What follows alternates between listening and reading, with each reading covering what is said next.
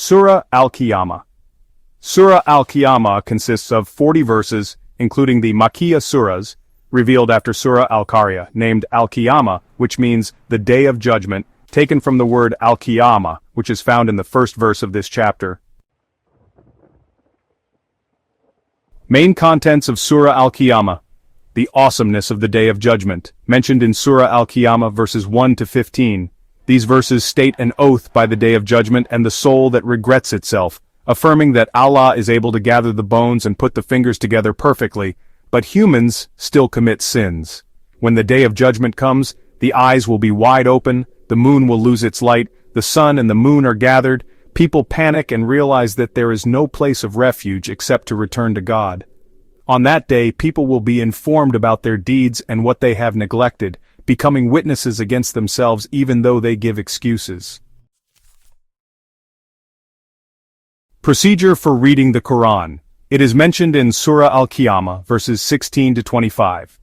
The task of the Prophet Muhammad was to read the Qur'an calmly and unhurriedly, because Allah's task is to collect and read it. After it is read, humans must follow the reading and Allah will explain it.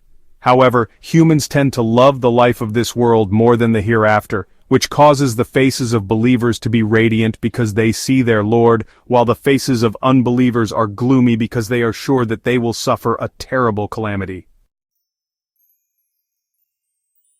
The state of man during the death penitentiary. It is mentioned in Surah Al-Qiyamah verses 26 to 40. When a person's soul reaches his throat and he realizes that he will be separated from the world, he is sure that the time has come to meet God.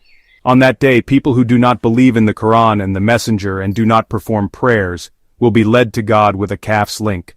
The person who denies the Qur'an turns away from the truth and is arrogant to his family, which is then mentioned, will be harmed.